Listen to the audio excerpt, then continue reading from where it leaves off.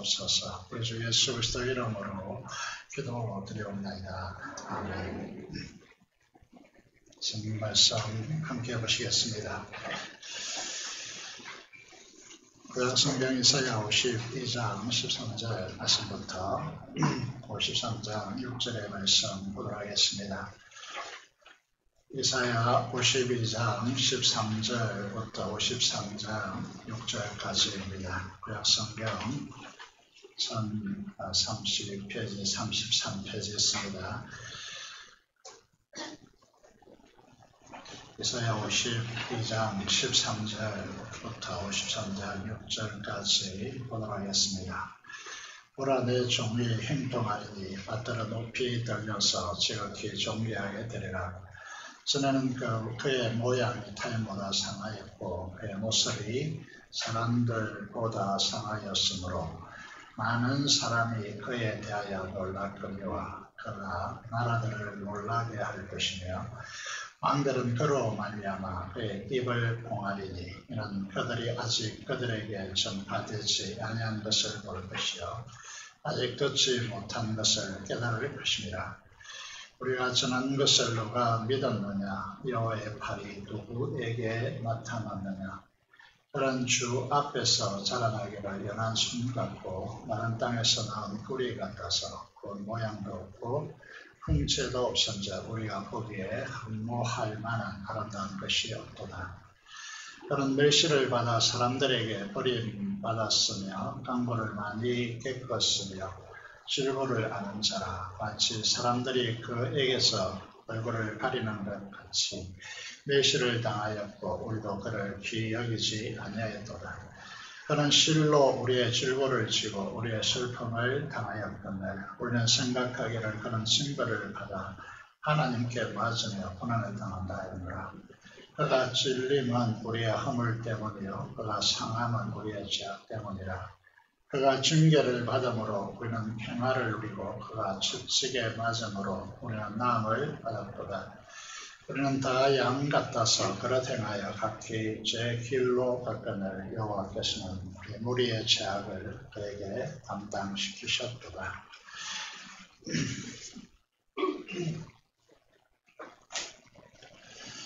오늘 말씀을 통하여서 종의 고난을 통한 구원의 은혜, 구속의 은혜라고 한 제목으로 이 말씀을 선포하기를 원합니다. 우리가 7월부터 이사야 40장 이후로 큐티를 하고 있습니다. 이 40장 이후에 제 종의 노래가 등장하고 있습니다. 세 번에 걸쳐서 오늘 52장 13절에 이르기까지 42장, 49장, 50장에 종의 노래가 소개되고 있습니다. 오늘 본문은 이 종의 노래의 결론이라고 할 수 있습니다. 그래서 우리가 잘 아는 대로 오늘 본문은 너무나 중요한 본문이라서 금요일 본문이 아니지만 이 본문을 다루기를 원해서 오늘 본문을 통해서 하나님의 말씀을 전하고 있습니다. 13절 말씀부터 보시면요. 이사야 52장 13절 이렇게 시작되고 있죠. 보라고 그렇게 말씀하고 있습니다. 무엇을 보라고 말하느냐면 하나님의 종을 보라고 종의 노래를 통하여서 선포되어진 이 종을 보라고 말씀하고 있습니다. 이 종이 행동하게 될 것이다. 이렇게 말씀하고 있습니다. 행동하게 되는 부분을 오늘 어떻게 소개하고 있습니까? 받들어 높이 들려서 지극히 존귀하게 되리라고 그렇게 말씀하고 있습니다. 이 하나님의 말씀, 예언의 말씀대로 우리는 하나님의 종 그리스도가 어떻게 존귀하게 되었는지에 대해서 빌립보서 2장 9절에서 11절은 우리에게 잘 진술하고 있죠.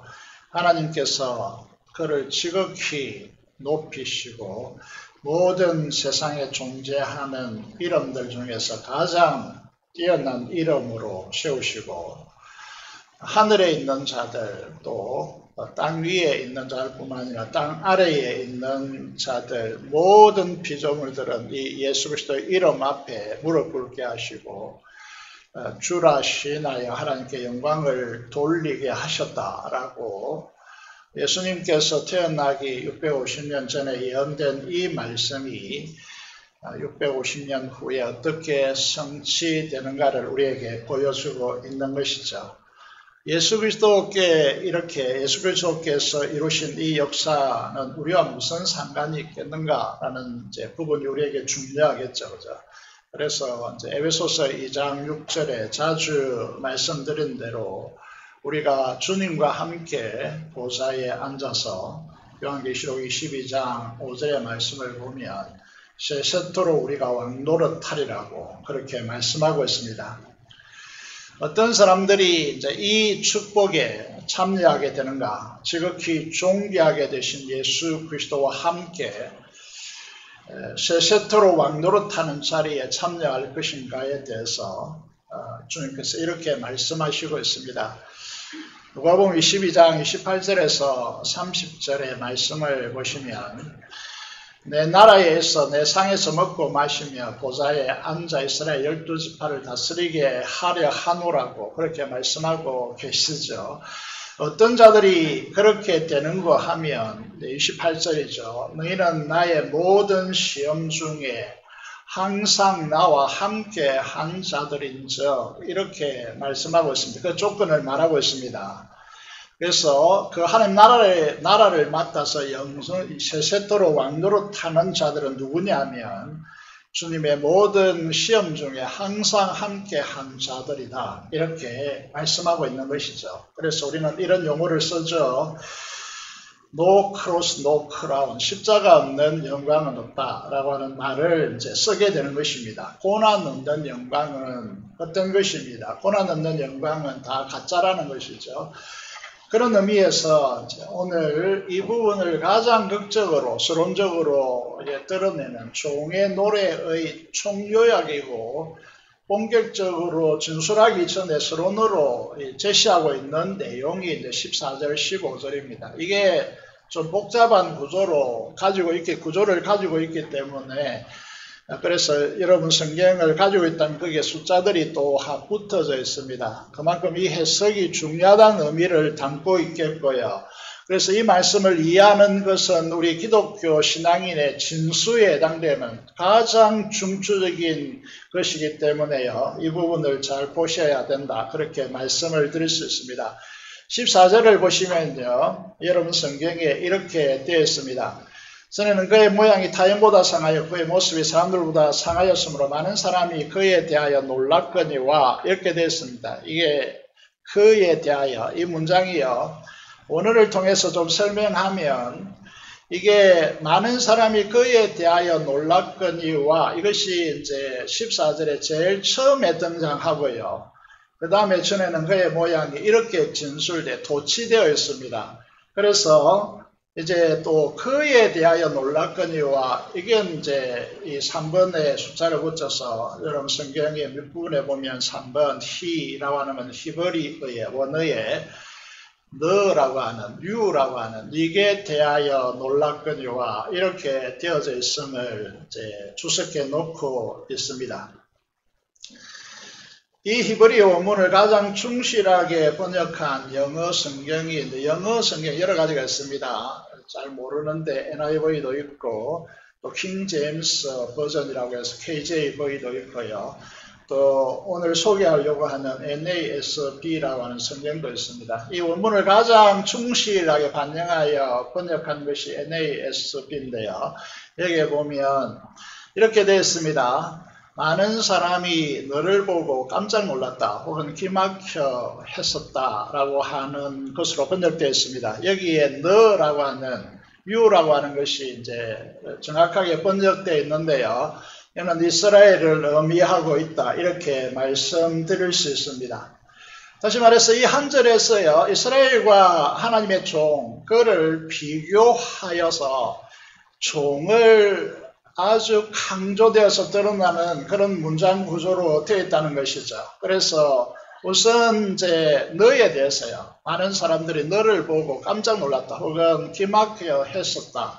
이렇게 이제 번역되어지고 있는데 이분을 이제 보시면요, 이스라엘의 어떤 모습을 가지고 이렇게 진술했느냐 하면, 이스라엘이 바벨론 포로로 잡혀갔어요. 바벨론 그발강에 그 제국의 성벽을 세우고, 그는 이제 이 도시를 짓는데 노동에 이제 동원되어진 것이죠. 그래서 너무 뜨거운 날씨, 햇볕에 심하게 이제 노출되어서 또 잘 먹지 못하여서 그들의 비참한 현장을 이렇게 에레미야 에가에는 4장 7절에서 이렇게 이야기하고 있습니다. 하나님의 언약 아래 있었던 예루살렘에 있었던 이제 이스라엘 백성들이 마치 처녀와 같았어요. 아름답고 산호보다 붉고요. 이건 건강미를 의미하겠죠. 천국과 같았다. 그런데 이제는 바벨론 포로 아래서 노동 아래에 있는 그 이스라엘 백성들의 얼굴이요, 숲보다 더 검고, 백인이죠. 이스라엘 백성들이 피부 색깔이 백인입니다. 그런데 그 얼굴이 숲보다 검게 탔고요. 못 먹어서 그 가죽이 뼈에 붙어 막대기 같이 말랐다. 이게 이제 그들의 이스라엘의 상황을 이제 우리에게 보여주는 것이죠. 그래서 세상을 추구하고요, 하나님 대신에 잘 살겠다고 만몬, 바알과 아세라를 숭배한 결과 그들의 정점에 있는 바벨론이 침공해서 노예를 데려와서 그 노동을 시키면서 이제 나타나는 그 결과가 이렇게 비참하다는 사실을 이제 보여주고 있는 것이죠. 가죽이 뼈에 붙어서 막대기같이 말랐다. 이렇게 말씀하고 있는 것이죠. 이것과 이제 비교합니다. 누구를 비교하느냐 하면 이 이스라엘의 상황과 하나님의 종 메시아의 상황을 비교하고 있습니다. 그런데 이스라엘이 상한 모습과 비교가 되지 않는 하나님의 종의 모습을 그려주고 있습니다. 그의 모양이 그 어떤 사람보다 상하였다. 이스라엘 상황보다, 이스라엘이 바벨론 포로 잡혀가서 그 노동력 착취당하고 못 먹고 굶주린 그들의 모습보다 더 상했다는 거죠. 그리고 하나님의 종, 그의 모습이 사람의 아들 타인이라고 우리 한글 성경 번역되었죠. 타인보다 더 상했다. 이렇게 이제 말씀되어지고 있는 것이죠. 이제 이 상황을 이제 보여주면서 이 한 절이 놀랍도록 이스라엘의 바벨론 포로의 상황과 앞으로 일어날 메시아 종의 모습을 비교하여서 더 심한 모습으로 메시아의 고난을 우리에게 설명해 주고 있다는 것이죠. 15절은 더 충격적입니다. 15절에 보시면요, 우리 한글 성경에 그가 나라들을 놀라게 할 것이며 왕들은 그로 말미암아 그들의 입을 봉하리니, 그 이유에 대해서 이제 적고 있죠. 이는 그렇게 했습니다. 지금까지 역사상에서 한 번도 일어나지 아니한 일이 일어났고 그것을 보았기 때문이라고 그렇게 말씀하고 있습니다. 문제는 이제 4번이라고 하는 이 숫자를 새겨 놓았고요. 그 4번은 히브리어 원어의 나자라고 하는 단어인데요. 놀라게 할 것이다. 이렇게 이제 이 한글은 번역되어 있지만은 이 나자라고 하는 히브리어 동사는요, 이제 영어 성경에서 스프링클 이렇게 되어 있죠. 이거는 이제 한결같이 성경에서요, 뿌리다라고 하는 단어로 소개되고 있다는 것이죠. 여러분, 이 이제 단어가 놀랄 것이다 라고 하는 이 번역은 이 단어를 좀 잘못 번역했다 이렇게 볼 수 있고요. 열방, 나라들을 위해서 뿌려질 것이다. 그래서 왕들은 그것 때문에 그들의 입을 봉하게 되어지는, 손으로 입을 막고 아무 말도 할 수 없는 그런 상황이 되었다라고 말하고 있습니다. 이 동사가 이제 성경에서 사용되는 모든 곳에 뿌리다라고 하는 단어로 해석되었고요. 구속의 의미를 설명하는 민수기 19장 같은 경우에요, 13절, 18절, 21절에서 이 단어가 한결같이 뿌리다, 피를 뿌리다, 물을 뿌리다 라는 단어로 사용되어지고 있다는 것이죠. 그래서 이 말씀은요, 그래서 이 열방을 향한 메시아의 피 뿌림의 사건이다. 그래서 열방들이 보는 앞에서 이 만왕의 왕이죠. 하늘의 창조자이십니다. 그리고 우리나라 군대 체계를 보면 이제 대대병력 400명 정도로 구성되어지는 이 대대병력이 10,000개를 가지고 있다. 그렇게 이제 만군의 저바다 야외 이렇게 표현하는 것이죠.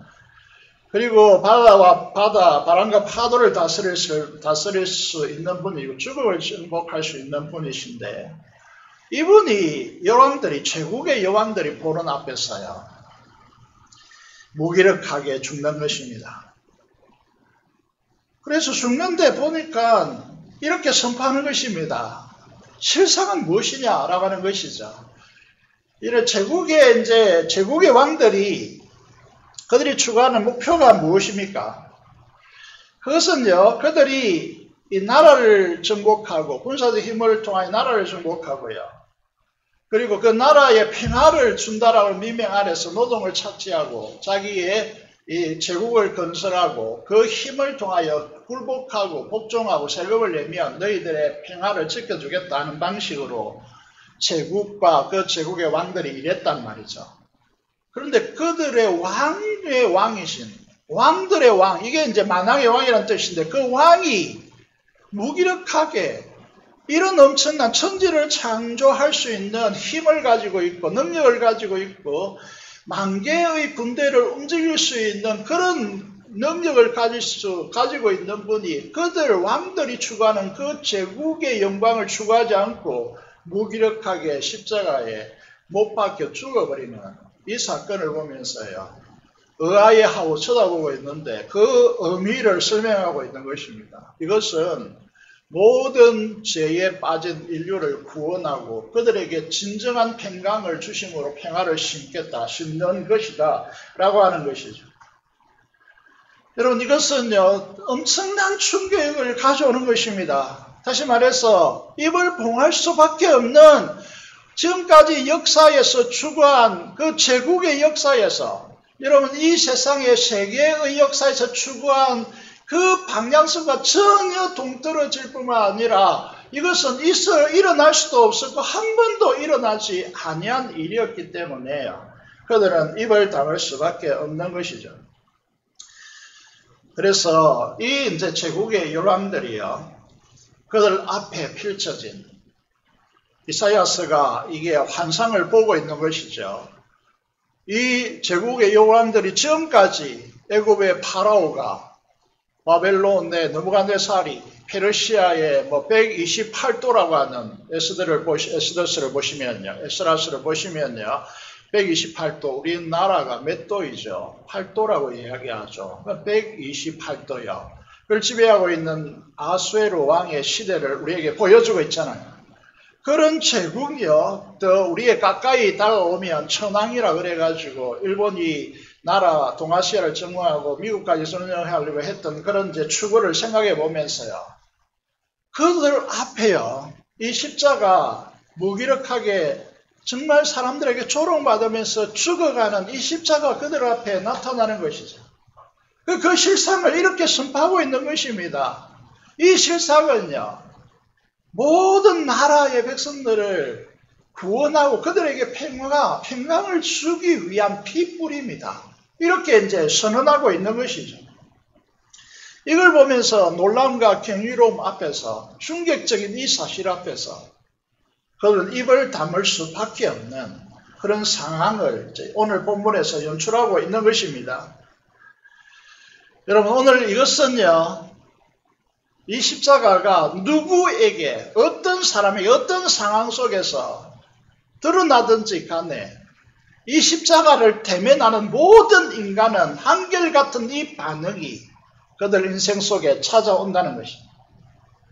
힘과 능력으로 사람들을 제압하고 그들 위에 군림하는 이 방식요, 이것이 세상이 쓰는 방식이기 때문에 아무리 이 세상에 착한 인간이라고 할지라도요, 죄의 지배 아래 있는 한 죄의 지배의 결핍이 찾아오는 그 탐욕 정신으로 장악되어 있기 때문에 이 십자가는 충격일 수밖에 없다는 것입니다. 여러분 그런 의미에서요, 주님의 십자가를 대면하기 전에는 그 어느 누구도 자신 안에 있는 죄악의 그 실제, 결핍의 실제를 보지 못합니다. 탐욕으로 다른 사람의 자원을 착취하고 그것을 자기의 것으로 축적하여서 그들 위해 군림하려고 하는 이 탐욕 정신, 이 욕망이 드러나지 않습니다. 그래서 십자가를 정면으로 대면하고 그 십자가 앞에 서지 못한 사람들은요, 교회에서 직분자가 엄밀한 의미에서 직분자가 되어서는 안 돼요. 사역자가 되어서는 안 됩니다.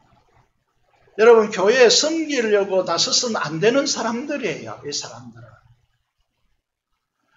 여러분, 하나님께서 직분자를 물론 선택하겠지만은요, 우리가 한결같이 바라봐야 될 것은요, 이 세상에 사는 우리의 삶에서 주님의 이 십자가를 정면으로 응시하고 대면하여서 그 십자가 안에서 그 내 자신의 내면이 비춰오면서 그 받는 충격과 그 받는 놀람 앞에서 입을 다물 수밖에 없는 이 경험이 우리 인생 속에 있어야 이게 하나님의 나라를 이롭게 하는 자들이지, 이게 없으면 다 하나님 나라를 파괴적으로 작동하는 인간이 된다는 거죠.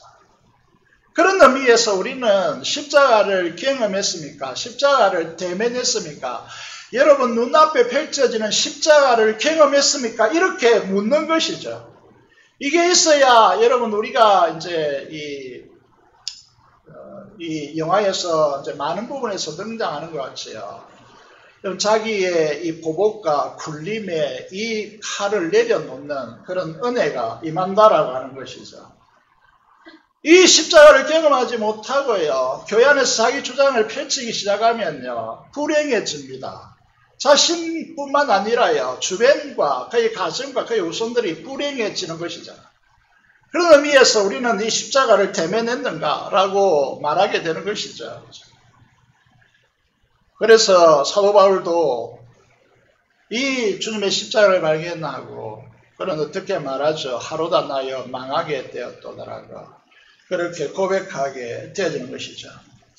이 십자가를 직면하지 않으면 자기 안에 자기의 나라를 부수지 않습니다. 그럴 필요를 전혀 느끼지 못하는 것이죠. 마음과 굴림의 지배, 정신의 지배당하고 있는 자기의 나라를 구축한 그 나라를 파괴하는 것이 너무나 아깝고 너무나 힘들고 불가능하기 때문에 주님께서 십자가로 우리에게 찾아오시는 것입니다. 그래서 우리가 이 주님께 우리의 삶을 어떻게 되어지고 자신을 내려놓는 그런 역사가 있는 것이죠. 그리스도인이라고 하는 사람들이 이 십자가를 향해 충격적이고 놀람의 진면목을 발견한 적이 없다면 우리는 변화될 수 없는 사람들입니다. 변화되지 않는 것입니다. 그럴 필요성을 전혀 느끼지 못하는 것이죠. 이 전제를 깔고 있습니다. 우리가 이사야 53장 이게 이 고난 주간 되면 매해마다 언급되고 있는 구절이지만요. 이게 이사야 52장 13절부터 15절까지가 우리에게 서론적으로요, 우리의 전면에 이렇게 드러나지 않으면 53장이 의미가 없는 것입니다. 기껏했자 하나님께서 우리를 얼마나 사랑하였는가 라고 하는 것으로 끝을 냅니다. 진정으로 자기 속에 십자가의 의미를 상실하는 것이죠. 그런 의미에서 우리는 이게 하나님께서는요, 하나님의 선지자를 통하여서 정확하고 정밀하게 말씀을 기록했지만요, 오늘 우리 인류 사회가 이거를 잘 이해를 못해가지고 이렇게 숫자까지 붙여놓는 이런 아이러니를 쓰고 있다는 거죠. 그런 의미에서 우리는 성경을 수박크 닳기식으로 그렇게 가져가면 안 됩니다. 아무리 교회를 오래 다녔다 할지라도요, 이 십자가 앞에 정밀하게 부딪히지 못하는 그런 성도들은요, 계속 수박크 닳기식으로 신앙을 겉돌게 되어 있다는 거죠. 자신을 굴복시키지 못합니다. 주님께서 말씀하시죠. 나와 함께 시험에 항상 언제나 거기 함께 하였다라고 하는데, 오늘 성도들이 보면 십자가를 대면하지 못하니까 교회 조그만 어려움이 찾아오고 자기에게 유익이 되지 못하는 이런 상황이 벌어지면요, 배반하죠. 등을 돌립니다. 중심이 자기에 있기 때문에.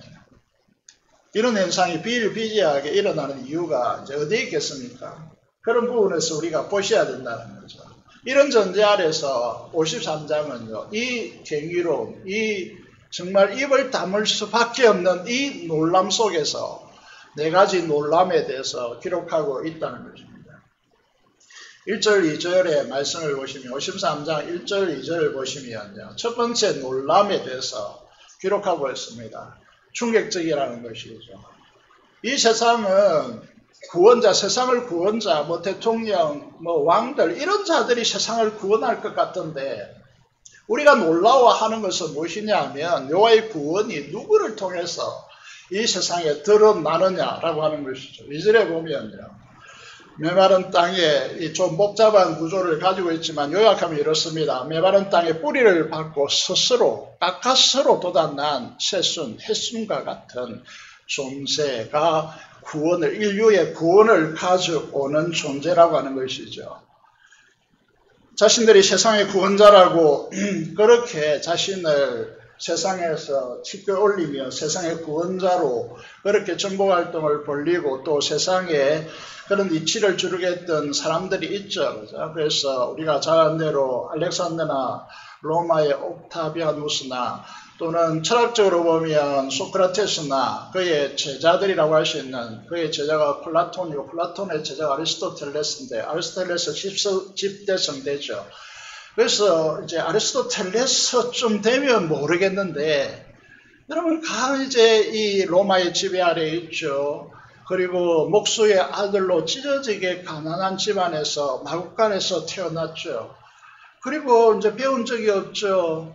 그리고 헤롯 왕이 죽이겠다고 하니까 이제 이 어쩔 수 없이 애국으로 피난 갈 수밖에 없는 그리에다가 이 볼품도 없습니다. 사람들이 주목할 만하게 잘생기지도 않았습니다. 그리고 세상을 호령할 만한 그런 풍채도 없었습니다. 이스라엘이 노예상에서 막대기같이 마른 자같이 그렇게 키는 컸지만은 예수님의 모습이 너무나 말랐기 때문에 아무도 그를 구원자라고 여길 수가 없었습니다. 그런 사람이 구원자라니라고 그렇게 생각하는 것이죠. 황제아들로. 그래서 이제 동방 박사들도 찾아와서 어디로 먼저 예루살렘에 이스라엘 찾아와서 어디로 먼저 갑니까? 왕궁으로 먼저 가죠. 왕의 왕자로 태어날 것이다 라고 하는 생각을 가지고 예루살렘에 벨이 멈추니까 거기 가서 헤롯에게 먼저 찾아갑니다. 이스라엘 왕으로 나신 이가 어디 있느냐. 헤롯의 왕으로 태어난 줄 알았습니다. 왕의 아들로 태어난 줄 알았는 것이죠. 그런데 이제 그런 것이 아니죠. 그 당시 마을이 어디 있는 것조차도 잊혀진 마을이 되어버린 베들레헴 마국간에서 태어난 것이죠. 사람들을 압도할 만한 그런 얼굴의 모습이나 풍채가 전혀 없었습니다. 사람들의 눈길을 사로잡을 만한 요소를 전혀 갖추고 있지 않았습니다. 허무할 만한 모습, 외면의 모습이 아니었습니다. 로마 말가굽의 지팔피고요. 버려진 땅 갈릴리에서 사셨고 태어났습니다. 여러분, 사셨습니다. 그래서 이제 예수님의 최초의 제자 안드레가 그의 친구 나다나엘을 찾아가서 이렇게 말합니다. 이 메시아로 오신 이를 만났다고. 어디 출신이냐? 나사렛 예수다. 무슨 갈릴리 나사렛에서 선한 것이 날 수 있느냐? 어떻게 메시아가 그곳에 날 수 있느냐라고 이제 나다나엘은 갈릴리에서 무슨 구원자라고 묻고 있는 것이죠. 오늘날도 똑같은 현상이 일어나고 있습니다. 교회를 보십시오. 누구를 주목합니까? 교회에서 누구를 주목하겠습니까? 오늘 한국에서 어떤 교회를 주목하겠습니까? 잘 나가는 교회, 숫자 많은 교회, 웅장한 건물을 가진 교회, 수많은 숫자들을 가진 교회, 주목의 대상이었습니다. 그동안. 코로나19 터지니까 어떤 현상이 일어납니까? 여러분, 20명 이하로 모이라. 그렇게 큰 교회도 20명 이하로 모이라고 하니까 이 기가 막힐 노릇이 전개되는 것이죠. 오늘날 교회 잘생긴 사람, 여러분 세상의 성공자, 돈 많은 부자, 학식이 높은 사람, 웅장한 건물, 사람들의 숫자, 이런 것들이 이 세상에 한 역사를 여는 존재들이고 사람들입니까? 그렇지 않다는 거죠. 교회사는 무엇을 철저히 증명하고 있습니까? 기독교 역사는 예수 그리스도로부터 시작해서 아무도 우리도 그를 주목하지 못했던 대상이에요. 하나님의 역사를 가져오는 것입니다.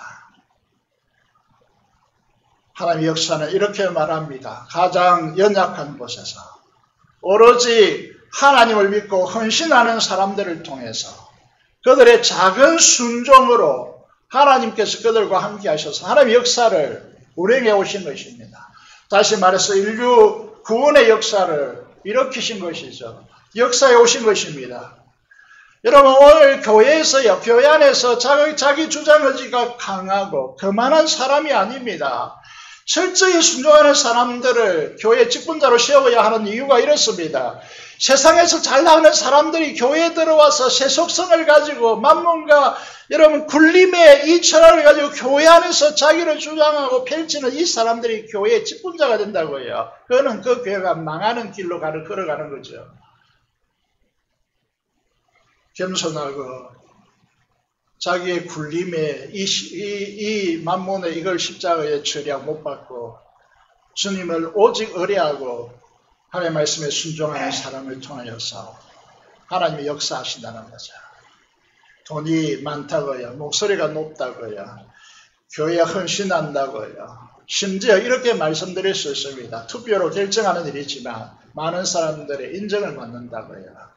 오늘날 교회가 타락하고 세속화되었어요. 많은 사람들이 자기 중심의 길을 걸어가는데 그들에게 연합하여 그들의 인기가 많다고요. 메시아는 제국의 영광과 그 왕들이 추구하는 것과 완전히 다릅니다. 그래서 충격을 가져오는 것이죠. 마른 땅에서 뿌리를 내리고 개어 뿌리를 내려서 이 싹을 솟아오르니까 그게 짓밟힐 수밖에 없는 연약한 그런 존재들을 통해서 이 세상의 구원의 역사를 가져오는 것입니다. 교회는 힘을 가져서는 안 됩니다. 세상적 힘을 가지고 무슨 사역을 펼치겠다고 그렇게 하시면 안 됩니다. 지금도 교회 학교 교육자들에게 늘 말합니다. 맛있는 걸 많이 사준다고 그 아이들이 좋은 일꾼이 되는 것은 아니라는 것이죠. 십자가가 그들에게 정면으로 제시되지 않으면 무용지물이 된다는 거죠. 그들의 인생 속에 이 십자가를 바라보면서 놀람과 경이로움 앞에 자기가 추구하는 모든 탐욕을 내어놓을 수 있는 이 순간이 그들에게 찾아와야 하나님 나라를 일할 수 있는 사람이 된다는 것이죠. 우리가 기도하는 이유는 무엇입니까? 세상에 돈을 많이 벌게 해달라고 기도하는 것입니까? 아니죠. 십자가를 대면하라고. 십자가를 경험하게 해달라고. 기도가 필요한 이유가 거기에 있는 것이죠. 두 번째 놀람이 무엇입니까? 3절, 4절 이것까지 하고자 하는데 시간 관계상요. 이렇게 됐습니다. 인간의 비정함과 그들을 위해서 희생하신 종. 이게 너무나 놀랍다는 거죠. 여러분 역사적 맥락은 무엇입니까? 잘해주는 사람, 나에게 잘하는 사람에게 잘해주고 그들을 위해서 혜택을 주고 이게 이제 인간 사이의 일반적인 행태이죠. 그런데 오늘 본문의 메시아 하나님의 종을 보니까 그 인간의 비정함과 비굴함 속에서요. 그들을 위해서 희생하신 종이라고 하는 것입니다. 여러분을 향해 반역하고요. 여러분을 향해서 멸시하고요. 여러분을 향해서 내 자존심을 구개고요. 그런 자를 위해서 내 목숨을 줄 수 있느냐는 것입니다. 이 인류 역사에는 그런 일이 일어날 수 없다는 겁니다. 이게 충격이라는 거죠. 예수님이 어떻게 하셨습니까? 지난주 수요일에도 설교를 들었지만 오랫동안 귀신의 지배당해서 허리를 펴지 못하는 그 여인을 안식일에 고쳐주셨다고 말씀하셨습니다. 귀신을 죽주라고 질병을 고치시고요. 500여로 남자만 5,000명을 먹이고도 12강줄이 바구니에 남고요. 여러분 죽은 자를 살리고 높은 파도 치는 바다와 바람을 잠잠케 하시고요. 군대 귀신을 쫓아내시고요. 이런 수많은 역사를 여러분이 경험했다면 귀신 들렸어요. 몸을 펴지 못하고 구부리고 그렇게 살다가 은혜를 받았다면 이 고침 받았다면 여러분은 주님께 어떻게 했겠습니까? 그런데요, 이스라엘 백성들이 어떻게 했습니까? 자기를 드러내고 사람들 위에 군림하는 정치적 왕을 메시아를 선호했지만은 자신들의 이 목적에 부합하지 않는다고 3년 반이나 내 목숨까지 내어놓겠다고 했던 이 제자들은 등을 돌렸습니다. 십자가 앞에서 도망쳤습니다. 제사장 종 말고의 이 칼을 내려서 귀를 잘라냈던 이 베드로도 3번이나 부인하고 마지막에 저주하면서 부인하고 예수님을 배반했습니다. 십자가 점에서 많은 군중들이 예수님을 십자가에 못 박으라고 침뱉고 멸시하고 말씀대로 등을 돌렸습니다. 3절의 말씀대로 우리도 그를 귀히 여기지 아니하였도다 라고 되어 있습니다. 오늘 교회도 이 말씀을 통하여 우리라고 하는 부분을 적용해서 생각해 본다면 오늘 주님의 몸된 교회인데 주님이 교회에서 존귀 여김을 받는 구조가 아닙니다. 그 자리를 인간들이 차지하는 것이죠. 우리의 생각과 소원을 만족시켜야만 되는 분으로 치부하고 있습니다. 중심은 항상 자기이죠. 우리의 평강과 우리의 평안함과 우리의 안락함과 세상의 안전함을 위해서 필요로 하는 존재이지 그분이 필요로 하는 곳에 우리가 헌신하지 않는, 그래서 주님이 우리의 주님이 되지 못하는 오늘의 교회 현실 속에서 이 말씀이 우리에게 사무쳐 오는 것이죠. 우리도 그를 귀히 여기지 않나이다. 우리의 당면한 필요를 충족시키고 우리가 그어놓은 이 사각형 안에 주님이 오셔야 된다라고, 그래야 주님이 된다라고 그렇게 하면서 신앙생활을 하는 우리의 진면목을 오늘의 세상 속에서 보고 있는 것이죠. 한 번도 코로나19 팬데믹 현상 속에서 많은 토론과 논의가 있지만 주님 앞에 이 문제를 놓고 왜 이렇고 우리는 무엇을 해야 됩니까? 묻는 성도들 얼마나 될까요? 하는 질문을 이제 던지게 되어지는 것이죠. 예수님 당시에 사도 바울을 생각해 보면 예수님을 만나 십자가의 주님, 십자가에 죽으시고 부활하여 성천하신 주님을 만나기 전에 사도 바울을 한번 생각해 보기를 원합니다. 이 귀히 여김을 받지 않는다라고 하는 이 부분을 생각해 보면 사도 바울은 어떻게 생각했습니까? 자기의 율법적인 사고 틀 안에 메시아관을 딱 집어넣어 놓고 어떻게 생각했느냐 하면 거기에 이제 신명기 21장 23절이 존재하고 있는 것이죠. 신명기 21장 23절이 어떤 것이냐면 나무에 달린 자는 하나님께 저주를 받았습니다 라고 하는 명시된 하나님의 말씀이 율법에 그게 딱 명시되어 있습니다. 그것을 통하여서 이 자기가 생각하는 율법적 틀 안에 딱 구축해 보니까 있는 하나님 저주받은 자인데 그를 메시아로 그리스도로 여기고 그를 믿고 그를 전하는 이 무리는 있을 수가 없다. 멸절해야 된다. 한 사람도 남기지 않아야 된다. 이렇게 생각하고 여러분 체포하고 죽음에 넘겨주고 이런 인생으로 그 열정을 쏟아부은 것이죠. 그래서 우리는 묻습니다. 예수님은 저주받은 자인가? 하나님의 저주받은 자인가? 이 질문에 심각한 우리의 이제 상황이 안 되면 안 됩니다. 왜냐하면 예수님은요, 하나님의 저주받은 존재이라는 것이죠. 그래서 십자가에 못 박혀 나무에 달려 죽었고요. 그것도 그냥 육체적 고난이 아니고 지옥의 형벌, 하나님의 저주의 심판을 다 받아서 지옥의 형벌을 하나님께 분리되어서 받은 것입니다. 예수님은 십자가는 저주입니다. 하나도 좋은 것이 없습니다. 십자가를 보면요, 우리가 십자가 목걸이 하고 있지만은요, 그는 하나님의 저주의 상징입니다. 하나도 좋은 것이 없습니다. 십자가는 그냥 대롱대롱 매달리는 것입니다. 거기에다 심장이 찔렸어요. 물과 피를 다 쏟아내고 이 육체적인 고통뿐만 아니라요, 지옥의 행벌요, 죄로 인하여 우리가 들어가야 할 그 지옥의 행벌, 하나님께로 완전하게 저주받은 자로 그를 버리셔서 우리는 이제 그 죄의 진노의 심판을 그 십자가의 주님 위에 모조리 다 쏟아부은 사건입니다. 그래서 엘리 라마 사박다니가 있고 겟세마네 동산에서 피가 땀처럼 흘리는 기도가 있는 것이죠. 이것이 없었다면 주님이 그렇게 할 필요가 전혀 없는 분이죠. 용감하게 죽어야죠. 그래서 이 죄의 행벌이 얼마나 무서운 것인가를 겟세마네 동산의 기도에서 엘리 라마 사박단이라고 하는 이 부르짖음 속에서 우리에게 이제 선포되어지고 드러나고 나타나는 것이죠. 여러분, 그런 이 십자가, 사도 바울은 저주받은 존재로 치부했습니다. 그런데 어떤 역설이 일어나는 것입니까?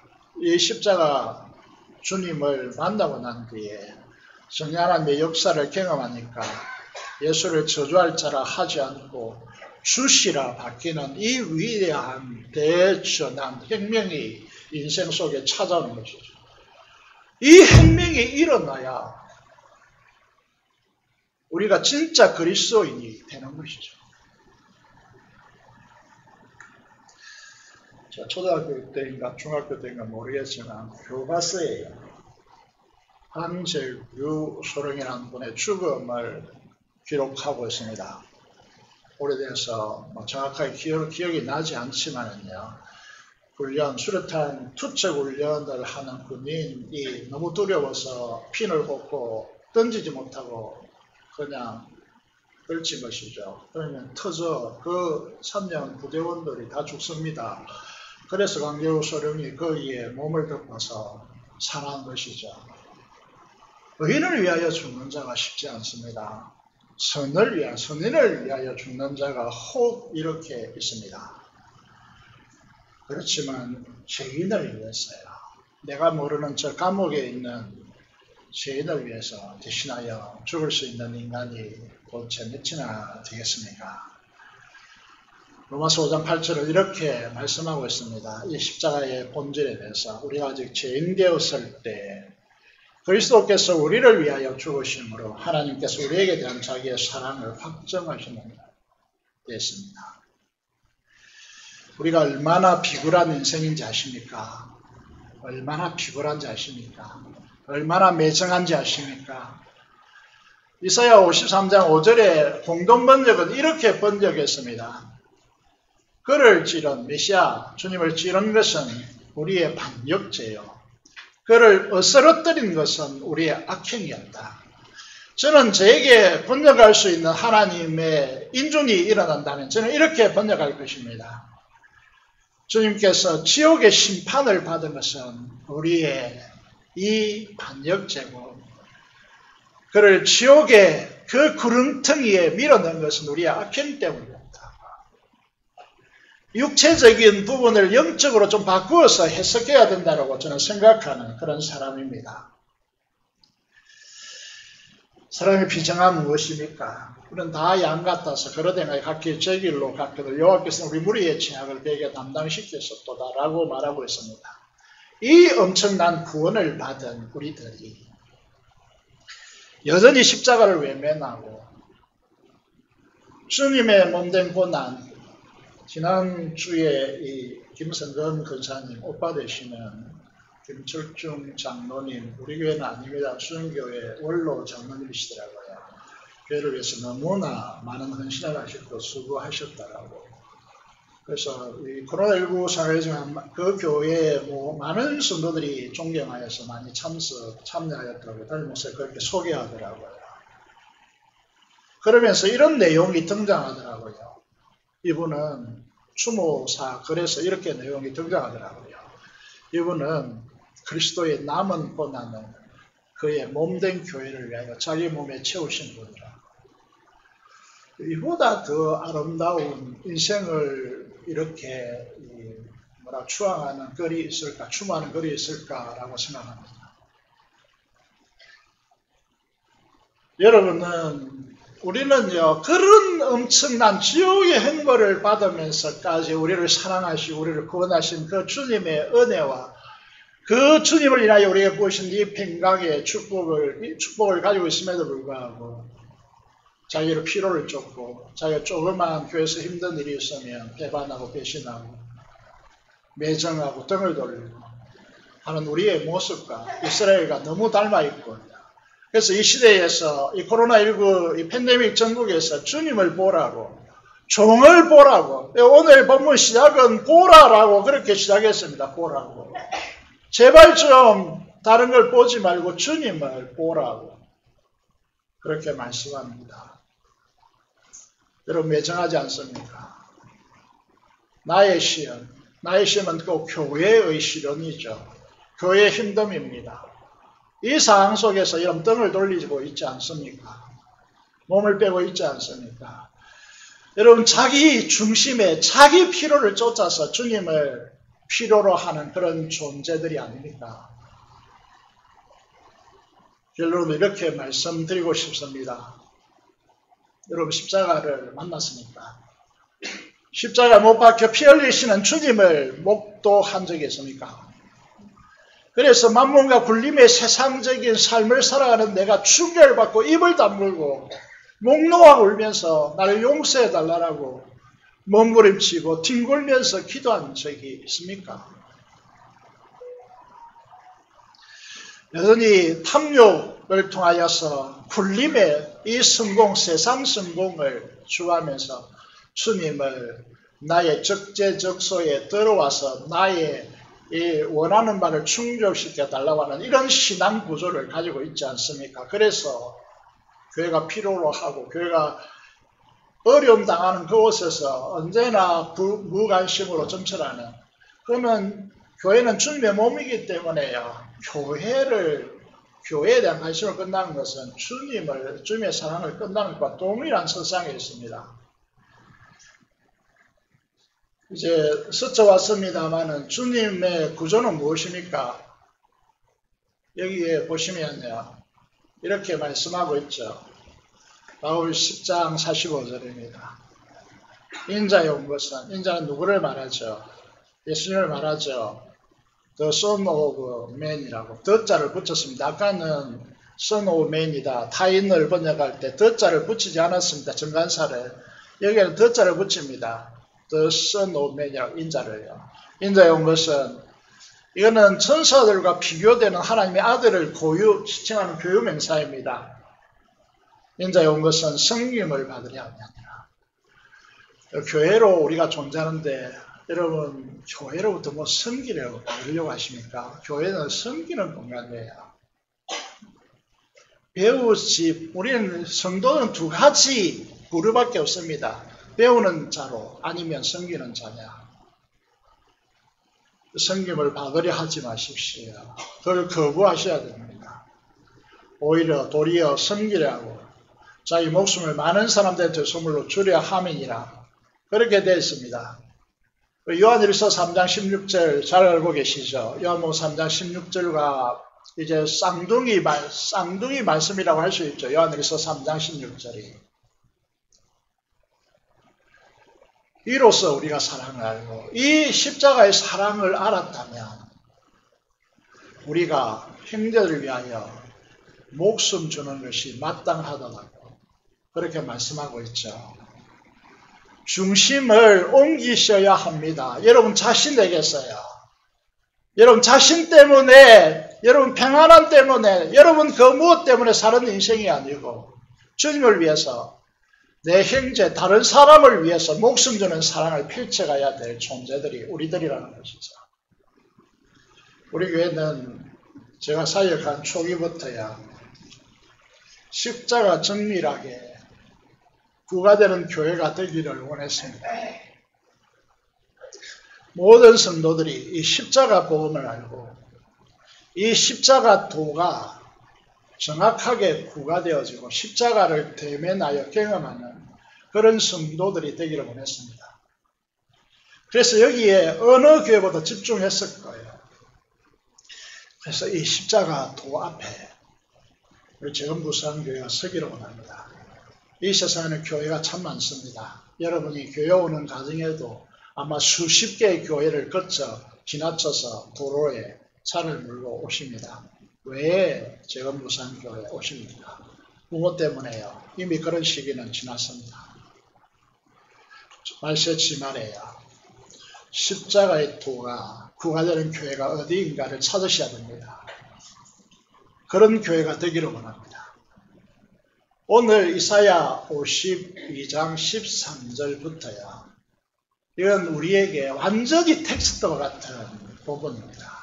이걸 모르면 재건부산교회가 아니다라고 말할 수 있고 또 우리 교회 가지고 있는 이제 이 비전은 이사야 60장에 있기 때문에 53장 이 종회노래를 통해서 서론적으로 다 결론내 왔고요. 이걸 통해서 60장이 구가되어지는 비전 안에 있어야 됩니다. 제가 이 장로님들이나 또는 목자들에게 자주 말씀하는 부분이 있습니다. 여러분 중심을 여러분에게서 옮겨서야 된다고. 이거 옮기지 않는 한 여러분의 수고는요. 여러분 수고는 내 삶에 시간이 있고 자금적 여유가 있어야 교회 봉사할 것입니다. 중심을 아예 그쪽에 두지 않게 될 것입니다. 그러면 교회는요. 행복해질 수가 없는 거예요. 잘 들으셔야 됩니다. 직분자들이요. 여러분들 이 부분을 잘 보셔야 된다는 것이죠. 그래서 만문과 굴림의 세상적인 삶이 내 안에 녹아있어서 내 중심으로 돌아가고 있다면 철저히 회개하셔야 됩니다. 하나님의 종으로서 하나님 나라 자원, 은혜와 평강이라고 하는 이 자원을 가지고요. 형제와 이웃에게 나누며 섬기며 세우는 이 삶을 구해야 십자가의 도가 여러분 인생 속에 서려 있는 것이죠. 우리 교회는요. 다음 주 강복절이죠. 우리 선조들이 이 십자가 정신을 구가하기 위해서 얼마나 애쓰고 힘썼는지 여러분 그 역사를 들어보고 또 읽어보시면 눈물이 날 정도입니다. 그런데 이 한국 교회가 대부분 만몬의 길을 걸어갔기 때문에요. 한국 교회는 위기에 처해 있고요. 새벽에 말씀드렸는데 20-30년 안에 한국 교회는 절반이 사라질 것입니다. 절반 이상이요. 사라질 것입니다. 그런 의미에서 우리 교단도 우리 부산에 20개가 넘는 교회가 10개 정도밖에 남지 않을 겁니다. 여러분 그런 축적하는 이유는 아이를 낳지 않죠. 이 시대가요. 이 교회 학교가 사라지죠. 교회 학교가 없는 교회가 절반 이상 넘습니다. 그렇다고 얼마 가지 못한다는 거죠. 그런 의미에서요.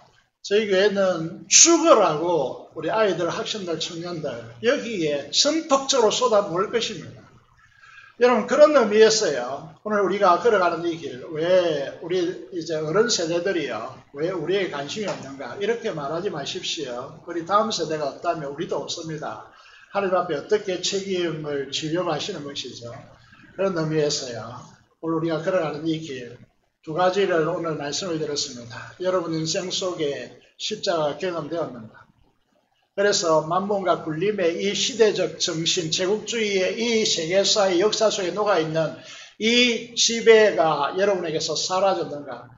여러분 교회 안에 들어왔어도 여전히 자기 주장 의지를 펼치고 고집을 부려서 자기의 주장을 관철하려고 하는 이런 방식이 아니라 주님이 그분에게, 주님이 나에게 뭐라고 말씀하시는지 주님이 통치하는 십자가의 도 안에 있는 저와 여러분이 되시기를 주님의 이름으로 축원합니다. 기도를 드리겠습니다. 오늘 말씀을 통하여서 우리 자신을 정밀하게 들여다보기를 원합니다. 십자가 대면하셨는가? 십자가 주님을 만나셨는가? 그래서 내 자신이 추구하던 모든 것들이 다 십자가에 처리되어지고 새로운 삶으로 구가되고 있는지 하는 그런 인생이 되게 달라고 기도하시고 민족을 봉헌하고 통일하시는 선교사를 위해 사람성으로 기도하겠습니다. 살아계신 아버지 하나님 은혜를 감사합니다. 우리 자신의 정욕과 탐욕을 위하여 사는 인생이 되지 않도록 주께서 역사해 주시고 십자가의 고난 앞에 십자가 앞에 정밀히 서는 우리의 삶이 되도록 하나님께서 역사하여 주시옵소서. 우리 교회를 불쌍히 여겨주시고 지금 이번 기회를 통하여 진리 앞에 견고히 서며 정확하게 서는 은혜가 있게 하여 주시옵소서. 민족봉헌 통일과 비전 선교사를 위하여 기도하오니 이 십자가 복음의 도를 복음을 이 세상에 전하는 일에 헌신되어 일할 수 있도록 하나님께서 역사하여 주옵소서. 우리 주 예수 그리스도 이름으로 기도드립니다. 아멘. 298장